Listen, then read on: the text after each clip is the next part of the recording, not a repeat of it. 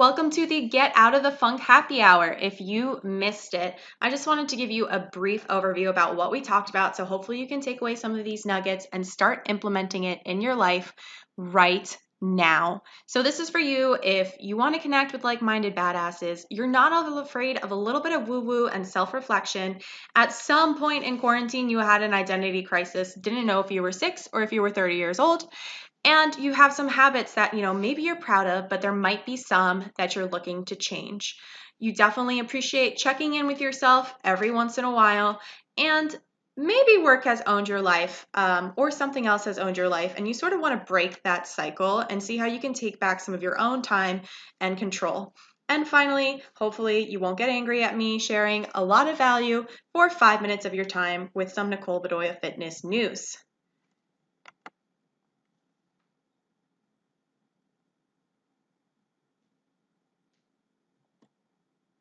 What you will learn. We're going to talk about your sense of self and how that is formed, why your story matters and that you can change it and choose it, who your future self is. And let me tell you, this person is a badass. And then what usually stands in our way. Hint, hint, ourselves. Hi, it's nice to meet you. My name is Nicole. I'm originally from South Florida. I moved to Virginia to go to school at University of Virginia, and then I moved to New York City. I've always been both studious and athletic. So I was in AP classes, did debate, the whole 9 yards, but I was also on the varsity basketball team and loved athletics. It was really life-changing when I found two things in my life. The first was Epic NYC, which was a studio focused on kettlebells. You can see me holding my kettlebell here. I bring my kettle baby everywhere. And then the second was Tony Robbins. This was the first time that I started to realize I can have control over my positive attitude, my mindset, and I took that and I ran with it. And my college roommates all made fun of me and told me that their dads love Tony Robbins and why was I into this crazy guy? But honestly, I didn't care. I was happy with what it was doing for my life. And then finally, I moved to New York and started a 5-year career in consulting, which I now work for Tiffany & Co. and as well as coaching. So my passion had always been in fitness. I became a group fitness instructor and now a strength and HIIT coach, also empowerment coach for women. And my mission is to make sure that you guys feel strong and confident. So why do we do what we do? Well, it really centers around a few things: beliefs, thoughts, feelings, actions, and results. Now, this can be confusing, but just follow me along. So if I have a belief, whether it's underlying and I know it or not, that is going to, in turn, go to my feelings and my actions, right? So what you think, therefore, becomes what you actually do. That's why a lot of people say, be careful about how you talk to yourself with your thoughts, etc. But this is a little bit, hard to follow. So I like this little guy right here. I'm not, I am. These two things, what they're actually telling us are how we're different from other people, right? So, if you're not a skater boy, or if you are somebody that wakes up at 6 a.m., those are ways that you define yourself. Your experiences. So, whether you're 40 or you're 20, your past experiences matter. They actually give you knowledge and insights into how you're living your life now. Your stories, the stories that you tell yourself, you build a foundation up, and whether you know it or not, everything that you do has a story behind it that goes into your beliefs. And finally, your unconscious truths. So these are things that you might not even know that you believe, but deep, deep, deep down there you do. Maybe you know deep, deep down that you'll never have kids. Maybe you know deep, deep down that the relationship you're in right now is just not working for you. Or maybe you know deep down that you're a badass. That one's probably true. And those, in turn, flow into you, and then you go about your day doing all these little actions and habits and routines and behaviors, right? But when quarantine hit, when we had to retreat back to our homes and being COVID, a lot of these things changed. I am somebody that wakes up at 6 a.m. Well, what if all of a sudden I was sleeping till noon? I'm not, a mean person or something like that, or I'm not somebody that doesn't care about my work. But then all of a sudden in quarantine, you found it so hard to be motivated. So all of a sudden, your I ams and I'm nots change. And you have this shaky belief system. You're like, who am I? What happened? Well, let's talk about that. What's happening is a major change in your life and lifestyle. Whoa. When does this happen? Well, major credit card company did a study a while back because they wanted to gain loyalty and new customers, which is really hard, right? Customer acquisition. So they found out that when people graduate from college, when they have a huge life event like falling in love and getting married, or when they pick up and move to a new location, these are the times when they're already making big changes in their lives. So they're more likely to make even bigger changes in their lives. That's what COVID is for you. That's what staying at home is for you. That's what this is. Right now matters. So I know that you have all these thoughts and feelings, but I want you to know that what you decide to do with them matters. We're not just here to be here. Why? Because you're laying a foundation, a brick by brick foundation. People don't perceive changes in themselves. You don't think you're different from last week to this week, even year over year. The study done was over years. People don't think they change. But in fact, life is drastically different. Society, for what we're feeling when we're changing, and all these negative feelings, especially stuck at home, gives us a band-aid for this, and it's called self-care. These actions are actually helpful when you know what they are addressing and what it's helping you deal with. But just as a magazine article or a there, you'll be fine, take a bubble bath, it's not doing shit for us. So, going back to the I am and the I am not, I want you to grab 3 minutes on your timer. I know I told you not to have your phones, but grab your timer, go ahead and put 3 minutes on. And I want you to write the phrases I am and I am not. And keep this positive. Keep yourself in a I am the shit, the bomb.com, all the narcissistic isms positive. All right? There you go. Go ahead and pause me. I will be here when you get back. Good. Okay. So you did the I ams and the I am nots. What does this achieve? It grounds us in who we are. It is okay to make a choice. It is okay to self-identify and be different. What we're doing, these phrases, should actually be quite simple, right? Quite simple. I am this, I like this music, I don't like this music. Good. It is a nice foundation when we need to be reminded, you know what? It doesn't have to be that complicated. I can ground myself just like this. Yet, we can see just how easy it would be to flip it. Why? Because these are all choices. They're choices. So you have to know that it is okay to change your mind. If one day you want to sleep in, and if one day you want to wake up early, your self of sense isn't going anywhere. Now, this is our next journaling. I want you to now, we kept it positive, flip it. So we know our belief system and our thoughts go into those actions and feelings. So actions, feelings, and fears. Things you aren't happy about since quarantine. Things in the last 4 months that you were like, yeah, it sucks that I'm feeling this way. I want you to journal about those. Now, this is a different type of journaling. It is a freestyle of journaling. Do not stop yourself. Whatever comes up, it comes up. I want you to go with that, all right? You have 3 minutes. 3 minutes to reflect on this. Go ahead and put me on pause, and I will be here when you get back.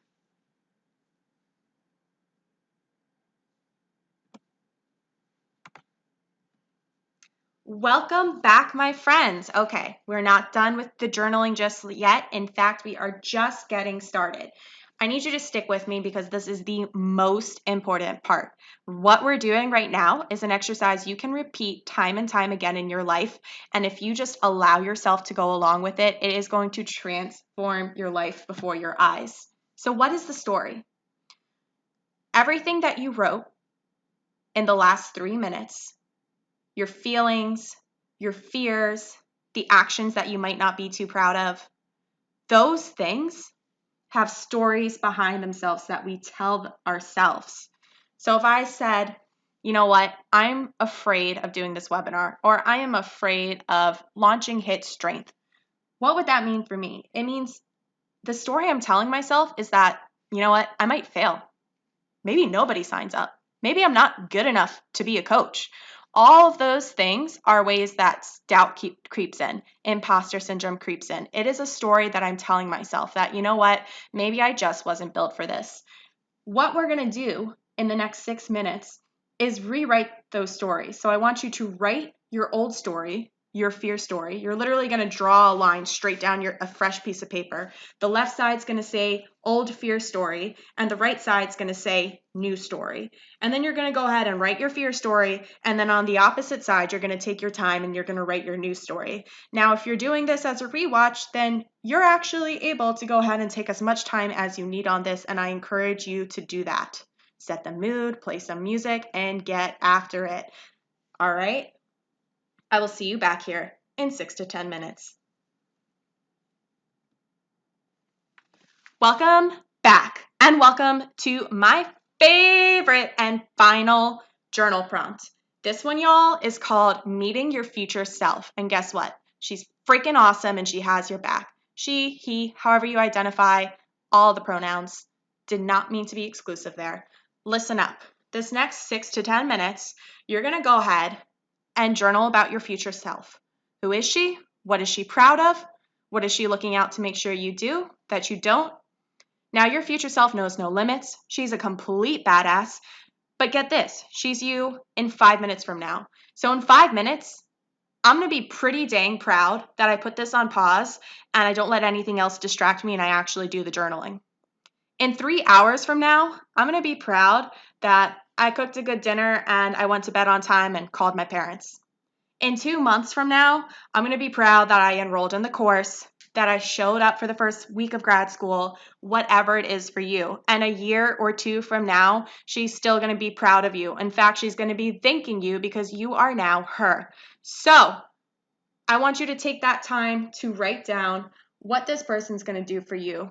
How do I use my future self? Well, whenever I'm feeling a little down or whenever I have that voice of doubt creeping back inside me, because that's a voice that lives in your head too, and it is not you. I'm going to call on my future self because she's my BFF and she helps me make sure that I'm a badass. All right. You all go ahead and take those 6 to 10 minutes. I will be here waiting for you when you're back.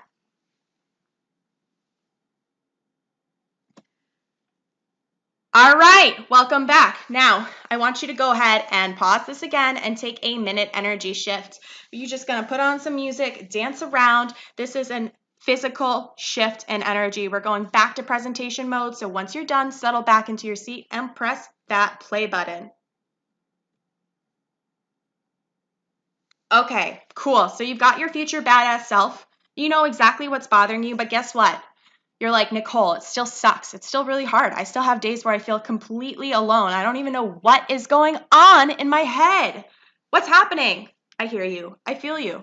I am you. So let's understand what happens. A lot of these times, these can fall into 4 buckets. Habits, time, the I should do this, and decisions. Habits are the things that we do that we might not be proud of or we are proud of. But either way, we've sort of gotten into consistency with them. And consistency is amazing as long as we're questioning what the heck we're doing from time to time. Time. I don't have enough time in my day to do everything I need. Well, I'm not just going to tell you to prioritize it, but I will tell you what you should do. Should. Oh, should do. Well, honestly, F that. And we're going to talk about why. And finally, decisions. Have you been able to make a decision lately? Because you know what? They're actually pretty dang important, and we can get decision fatigue. So let's dive a little deeper. The first thing we're going to talk about is those habits. So there are 2 things I want to talk about. The first is your peak state. This is such a Tony Robbins thing. So peak state, you can either run on autopilot, which means you're doing all your normal tasks and habits and routines and you're not really questioning any of them. And guess what? This saves our brain so much energy. Could you imagine if we had to think about the light that's going off, maybe the noise coming from outside, everything at once? We run on autopilot so that we can be efficient. But Tony Robbins calls peak state this thing when you're just totally alive. You are so in line with how you feel Now, when you're having a conversation with somebody, you know exactly what's on their mind, how they're feeling, you know exactly what's happening around you, and you know how you are fitting into all of it. That is peak state. And there are 3 things he tells us that we need to do to get into peak state. The first one is physiology. What's that? Well, your body. I love this as a trainer. It means that your body has an effect on your feelings. Your body affects how you feel. So if you're bloated all the time, I used to get bloated really, really badly. And I found out it was because I have that reaction with canola oil. But when I was bloated, my tummy would be the size of a balloon and I would not want to go out with friends. I just would cancel any plans I had, and that was that. And that was it, because I felt like shit. So the other part of this is maybe it's your posture. Maybe it's right before you walk into the room to have that important meeting, you stand up a little taller and your confidence goes through the roof. Or maybe it's your workout. You work out, your body feels good, thus you should work out, right? Number 2 is focus. My favorite Tony Robbins quote ever is, "Where focus goes, energy flows." And this is so true. So when we're talking about focus, we're talking about a couple things. You can literally set your intentions with your focus. So if you focus on the positives versus what you can control versus what you can't control.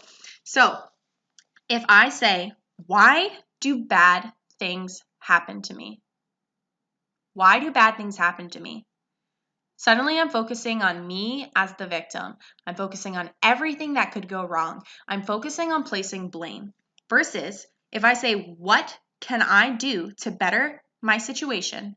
All of a sudden, I'm focused on everything that is in my power, everything that isn't placing blame. I'm focused just on that next step into the future that's going to get me where I want to go.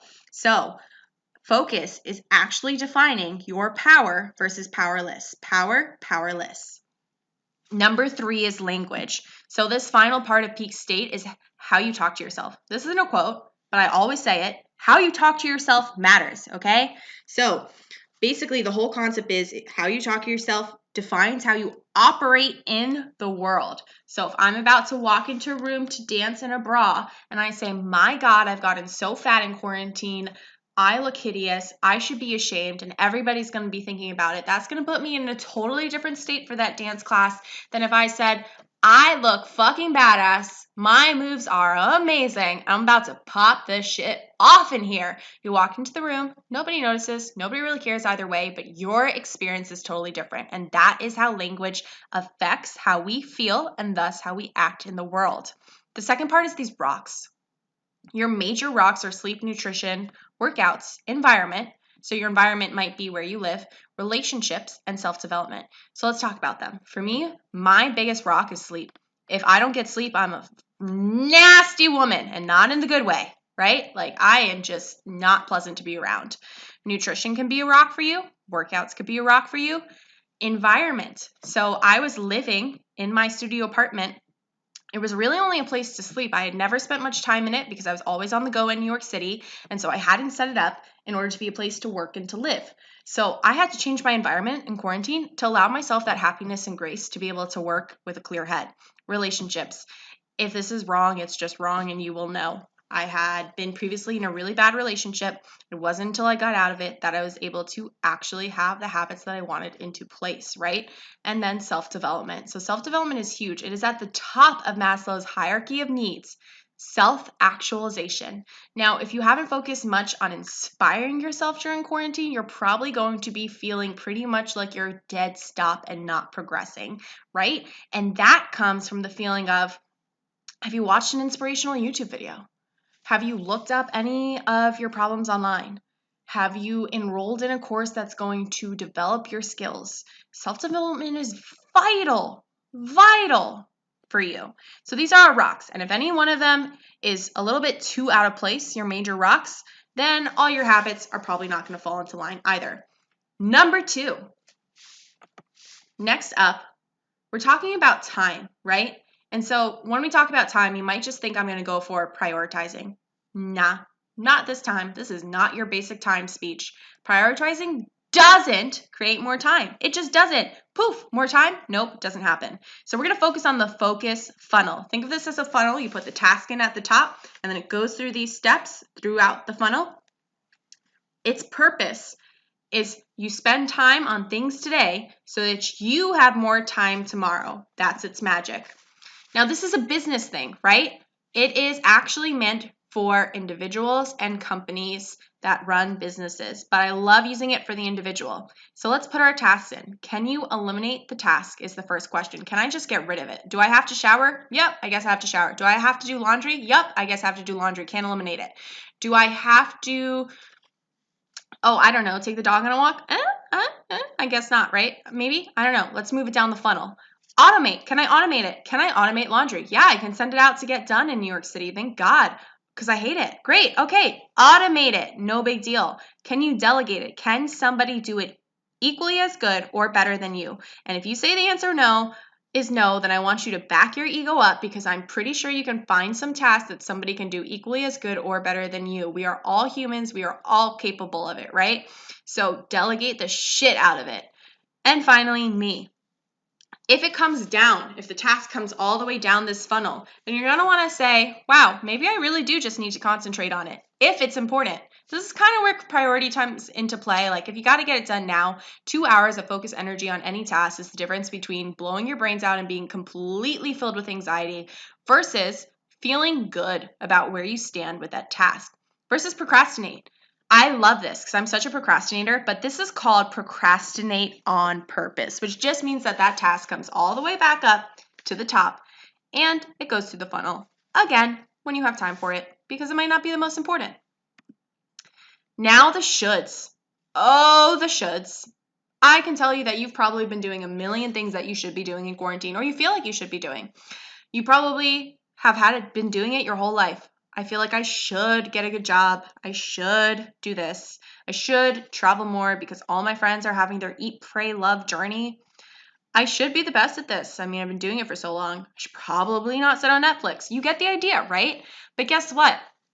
The second you turn autopilot off, like we were talking about, and you start asking yourself purposefully, what's going to bring me joy? What do I want to do in this moment? Doesn't mean you should always do it, right? Like it doesn't mean that you should strip up and down and streak your street in New York City because it's going to offend a lot of people.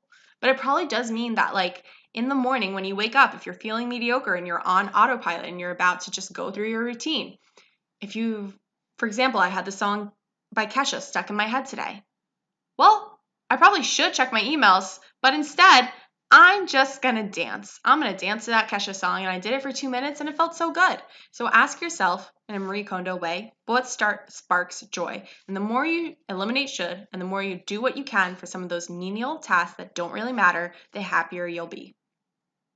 This slide got effed up, but it's still a super important message. Decision fatigue is plaguing our society. That was such a dramatic statement, but let me say it again. Your inability to make a decision is not helping you. So, mostly with 20-year-olds, what's happening? You're saying, I want it all. I don't want to make a decision because I don't want to limit my options. Or you're saying there's too many options. How could I possibly choose from the amount of options there are? This leads to two things. The decision is either made for you, and then you wake up one day and you realize you're living a life that you didn't even want because you didn't decide what you wanted, or it's delayed, which means you didn't apply for the job, or you didn't build your resume, or you didn't make a decision about like your partnership in your life, and now you've got to figure your shit out, and instead of doing it in your 20s, you're doing it in your 30s or your 40s because it's delayed, right? We don't want that. So make a freaking decision. Your decision is a muscle. So you make a decision, then you have an experience. This is so critical. Even if it's sprawled wrong, experiences are what filter into your identity of the self. They give you knowledge about stuff. They tell you whether you like or you didn't like it. And then it allows you, if you don't like it, to pivot. But if you do like it, it opens up a world of opportunities. The second you actually make the decision and commit, you're golden. Making a decision is a muscle. Now, if you put it all together, I want you to choose a mantra. Choose one mantra that you can call upon, bring your future goddess self out, and you're going to shut up all your doubts and insecurities, and this is a mantra that you're going to use when you find yourself in those situations. Take 2 minutes. Welcome back. If you exit out right now, we are not friends, I swear. This is the 5 minutes I'm going to take to talk about my business, Cole Bedoya Fitness. So if you enjoyed this, if you enjoyed the happy hour, I'm talking about mindset, and we touch on this, just barely skim the surface here. But in my 12-week program, Hit Strength, we're going to deep dive on this. Hit Strength is to get you strong and confident. Now, this is not a weight loss program. It's not a quick fix, and it's not some celebrity trainer you're buying this from, right? It's me, and I'm here for you. So I'm going to be along the way for all those 12 weeks. What it means is for the fitness portion, you're going to get strong, and you're definitely going to feel these workouts. It's 3 workouts per week. But I want to share the knowledge with you. So you're also going to learn about what HIIT is, what strength is, and of course, how to program on your own so that after this, you can still learn everything you've used. For nutrition, I do not believe in meal plans and just saying it's simple, just don't eat stuff, right? So we're going to dive into what macros and micros are, and we're going to help you understand your emotions around nutrition so that we can harness in on that power of creating some more peace and mindfulness around nutrition. And finally, mindset. We just spent time talking about it. I don't think I need to cover that again. But again, this just skimmed the surface. If you want more of this, then you're going to love the 12-week program. This is the workshop bonus. So if you attended the workshop tonight, or if you are listening to it after, if you apply and book your interview tonight, that means apply into the application and then go ahead and book your interview. There's no commitment. Doesn't mean you're part of the program. It just means that you're going to have a 30-minute phone call with me to find out more about pricing, about details, about if you're the right fit. Doing that tonight, doing those 2 steps tonight gets you one-on-one coaching with me, $250 off the total, and the full recovery library. Wow, that's a good deal. I jump on that. So if you have any questions about the program, you let me know. I'm going to send a special sign-up page, which you actually might be on right now. And thank you for being a badass.